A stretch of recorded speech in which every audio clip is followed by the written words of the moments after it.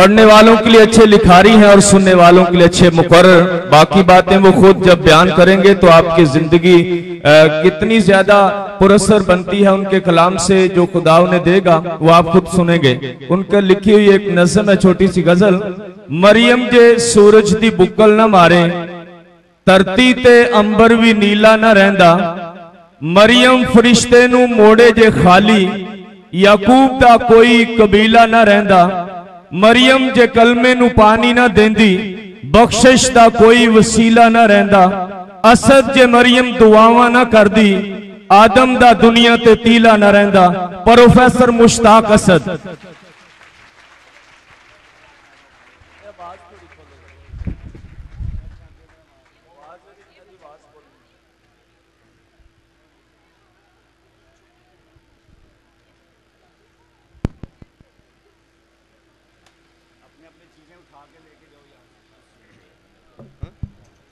चलो ये उसको पानी देना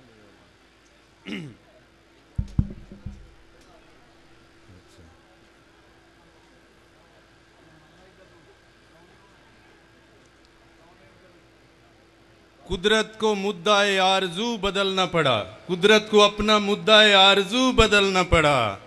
सारा मंजर हर सू बदलना पड़ा। और मरियम से गुफ्तगू के लिए असद जबरील को अंदाज़े गुफ्तगू बदलना पड़ा।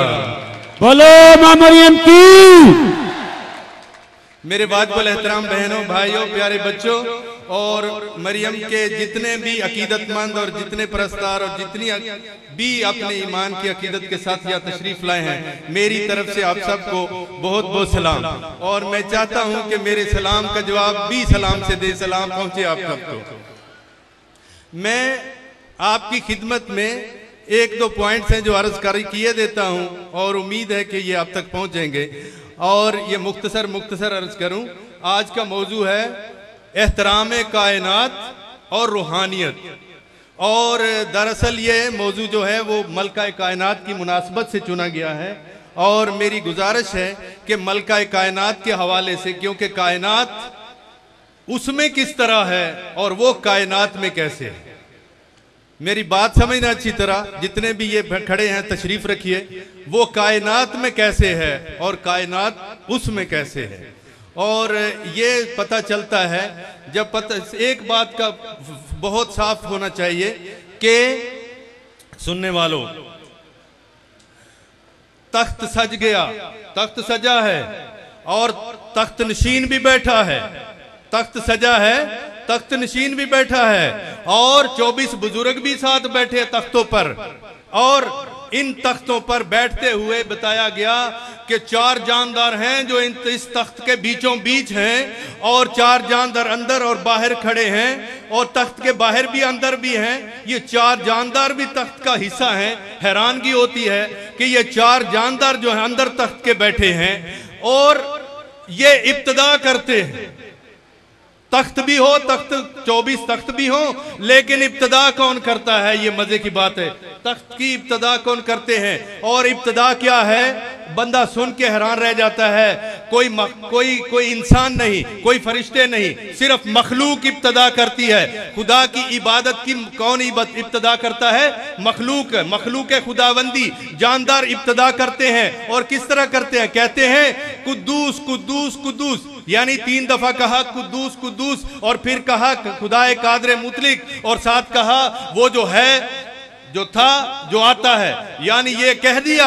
और इसके बाद क्या हुआ कि बुजुर्गों ने भी, 24 बुजुर्गों ने अपने ताज जमीन पर अपने ताज सामने फेंक दिए और सजदा किया। फिर उन्होंने भी खुदा का शुक्र किया, कहा तमजीद कुदरत सब तेरी, क्योंकि तूने इनको खलक किया, तूने इनको खलक किया, तूने इनको पैदा किया। और हैरानगी की बात है कि जब ये कहा तूने इनको पैदा किया, इस पर सजदा किया, इसके बाद फरिश्तों की बारी आ गई। लेकिन फरिश्तों से पहले अब बुजुर्गों ने सोचा कि हम सजदा अकेले नहीं करेंगे, हम मखलूक के साथ मिलकर खुदा की वही सताइश करेंगे जो मखलूक करती है। इसलिए मखलूक को नजरअंदाज नहीं करना। खुदा की पहली सताइश किसके तरफ से आती है, मखलूक की तरफ से, जो कहती है कुद्दूस कुद्दूस कुद्दूस। और इसके बाद फरिश्तों की बारी आई, उन्होंने कहा ये बर्रे को देखा गया है, और बर्रा जो है वो तो बीचों बीच है, वो तख्त के बीचों बीच है, तख्त के भी दरमियान है, वो फरिश्तों के भी दरमियान है, वो बुजुर्गों के भी दरमियान है, वो सारी मखलूक के दरमियान है। इसलिए समझ जाना, जो सबके दरमियान है जब सामने आया तो फिर क्या हुआ, सारे मिलकर कहते हैं ये सारी कुदरत, सारा जलाल, बादशाहत सब कुछ बर्रे की है, क्योंकि ये ज़िबा किया गया है, इसने सारी कौमों से खरीद लिया, इसने सारी मखलूक से खरीद लिया, इसने हर नस्ल से खरीद लिया, इसने हर फसल से खरीद लिया, इसने सारी जड़ों से खरीद लिया, सब कुछ से वही खरीद, उसी के खरीदे हुए हैं। इसलिए मिलकर सजदा किया। फिर आखिर में मखलूक इस बड़ी इबादत को बंद करती है। मैंने कहा इबादत भी मखलूक शुरू करती है और इबादत को बंद भी मखलूक करती है। पढ़ना हो तो मुकाशफा 4 बाब और 5 बाब पढ़िए, फिर नजर आएगा, फिर देखोगे इबादत करना शुरू किसने किया, मखलूक ने। और बंदा पूछे तो मखलूक को इबादत करना आया कैसे, मखलूक को इबादत करना आया कैसे, मखलूक को इबादत करना आया कैसे। मैं यहां जरा पाक मां मरियम का जिक्र कर दूं ताकि पता चले कि मखलूक को इबादत करना आया कैसे। मरियम से बात होगी तो हर बात में लिखे जाओगे, सुन रहे हो, मरियम से बात होगी तो हर बात में लिखे जाओगे, अलीसा बात की मानिंद मुलाकात में लिखे जाओगे, मरियम के पास ठहरो सलीबी कलमात में लिखे जाओगे, मरियम के हाथों में आओ खुदा के हाथ में लिखे जाओगे, मरियम को सलाम करने वालों किताबे हयात में लिखे जाओगे।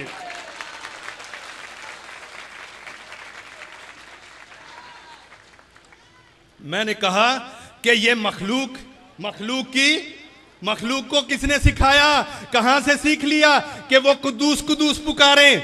मखलूक तो खामोश रहती है, आपको पता है मखलूक तो खामोश रहती है, ये दरख्त खामोश रहते हैं और पानी खामोश रहते, ये जमीन खामोश रहती है, जानवर थोड़ा थोड़ा चीखते, लेकिन सच्ची बात है कि वो हमारे इंसानों के साथ पूरा मुकाबला नहीं करते, लेकिन वो आमतौर पर खामोशी की जुबान रखते हैं। और उनको कुद्दूस कुद्दूस कहां से आ गया, इसका मतलब है जहां से हमारे लफ्ज शुरू होते हैं वहां से उनके कलमात खत्म होते हैं। इसलिए समझना कि उनके कलमात हमसे पहले हैं, इसलिए कि हर वक्त सर झुकाए होते हैं, इसलिए कि जहां खड़े हों वो भी सर झुकाए होते हैं, चलें तो सर झुकाए चलते हैं। ये 4 टांगों वाले हों या 2 टांगों वाले, वो जब भी चलेंगे सर झुकाए चलते हैं। उनके सर झुकाने का राज क्या है, यही राज आपको मालूम होना चाहिए। ये कहां से पता चल गया कि खुदा को कादरे मुतलक भी कहना है और कुद्दूस कुद्दूस भी कहना है, खुदा को कादरे मुतलक भी कहना है और कुद्दूस कुद्दूस भी कहना है। ऐ मखलूक तेरी उस्ताद कौन है, तेरे उस्ताद कौन है, यह सिर्फ मालूम करना है कि तेरे उस्ताद कौन है।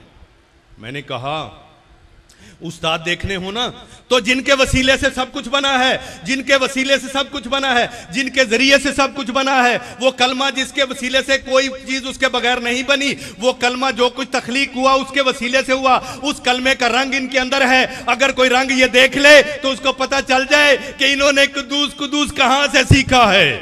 ये मरियम की।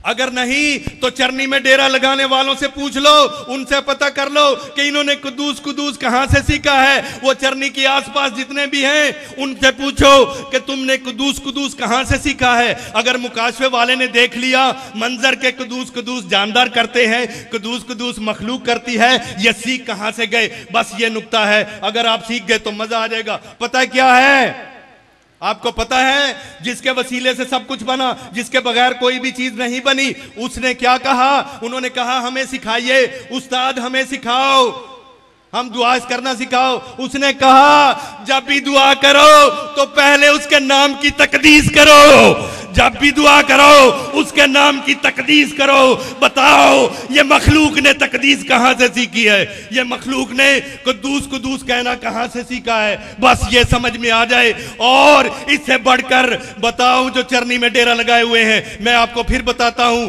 ये कुद्दूस कुद्दूस कहां से सीखा है। शागिर्दों से पता चला कुद्दूस कुद्दूस सिखाने वाले ने पहले सिखाया कि दुआ शुरू तब करो जब कहो तेरा नाम पाक माना जाए। जब कहो तेरे नाम की तकदीस हो, इब्तदा यहां से करो, क्योंकि मखलूक यहां से इब्तदा करती है। और फिर मैंने कहा नहीं, फिर उसके पास भी जाओ, उसके पास भी जाओ जो कायनात के साथ अपनी ममता शेयर करती है, उसके साथ पास भी जाओ। कायनात अम्मा है, जमीन अम्मा है, फितरत अम्मा है, मेरी खुदा अम्मा है। अब बताओ, इन सारी माओं को जमा करो, फिर किसी के पास चलो और उसके पास आके कहो, अम्मा हमें बताओ ये कद्दूस कुद्दूस किसके कहां से सीखा। वो कहेगी जब पहले दिन मैंने गीत गाया था, मैंने खुदा की बढ़ाई की थी और मैंने कहा था मेरी जान खुदावंत की बढ़ाई करती है। और मैंने ये कहा था, पता क्या कहा था, उस अल कादर ने मेरे लिए बड़े बड़े काम किए हैं, उसका नाम कद्दूस है। और मैंने सिखाया था, ये मैंने सिखाया था,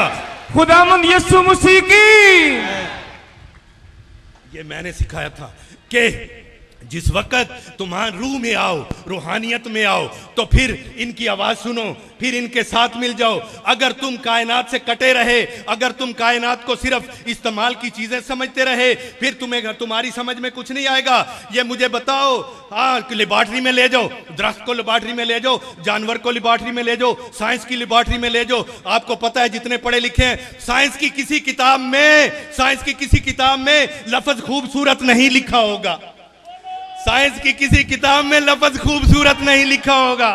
साइंस की जितनी किताबें हैं पढ़ के देखो, उधर लफ्ज खूबसूरत नहीं लिखा होगा, उधर लफ्ज तकद्दस नहीं लिखा होगा, उधर लफ्ज भेद भी नहीं लिखा होगा। क्यों नहीं लिखा होगा? लेबॉर्ट्री में वो बता सकते हैं ये दरख्त कैसे बना है, वो ये बता सकते हैं कि ये दरख्त के अंदर कितनी क्लोरोफिल है, ये बता सकते हैं कितने सालों का है, ये बता सकते हैं कितने गैलन पानी पीता है, लेकिन ये कभी नहीं बताएंगे कि कितना खूबसूरत है। बोलो ये नहीं बता मरियम सकते, की। ये लेबॉर्ट्री वाले नहीं बता सकते वो कितना खूबसूरत है। क्यों? क्योंकि खूबसूरत देखने के लिए साइंस नहीं रूहानियत चाहिए, साइंस नहीं रूहानियत चाहिए, और साइंस नहीं इस मां की आंख चाहिए, फिर तुम खूबसूरती देख सकते हो। और इसलिए कि खूबसूरती के लिए उसकी आंख क्यों चाहिए, मैं आपको बताता हूं। मेरी बात सुन रहे हैं? हाथ खड़ा करके बताइए, बात सुन रहे हैं? मुझे मेरी बात में पहुंच रही है, मैं समझ रहा हूं। ये जरा बताइए कि ये सारी खूबसूरती कहां से आती है? अरे जमीन पर जितनी खूबसूरती देखते हो, अगर सूरज तारीक हो जाए, मुझे बताओ सूरज तारीक हो जाए तो खूबसूरत क्या रह जाएगा? कुछ भी नहीं। सारे रंग कहां से आते हैं? सूरज से आते हैं। सारी रोशनी कहां से आती है? सूरज से आती है। अगर ये सूरज बंद हो जाए तो फिर कोई रंग नजर नहीं आएगा, कोई हरा नहीं होगा, कोई सब्ज नहीं होगा, कोई धनक नहीं होगी, कुछ भी नहीं होगा। और मैं आपको बताऊं, यही सूरज है, ये 15 करोड़ किलोमीटर यहां से खड़ा है, और 15 करोड़ ये क्या मौजज़ा है, 15 करोड़ किलोमीटर से थोड़ा करीब आए तो हमारा सैयारा जल जाए, और थोड़ा दूर जाए तो हमारा सैयारा जम जाए। किस मकाम पे ठहरा रखा है सूरज को, ये तो गौर से देखो। सिर्फ 15 करोड़ पे क्यों ठहरा रखा है? इसलिए कि तेरा तनासब कायम रहे, इसलिए कि जिंदगी कायम रहे, इसलिए जिंदगी का एहतराम मुझ पर वाजिब है, हम पर वाजिब है। क्योंकि ये जिंदगी की खूबसूरती कहां से आ रही है, ये मैं बताने लगा हूं। कहां से आ रही है? अरे रात की खूबसूरती कहां से आ रही है?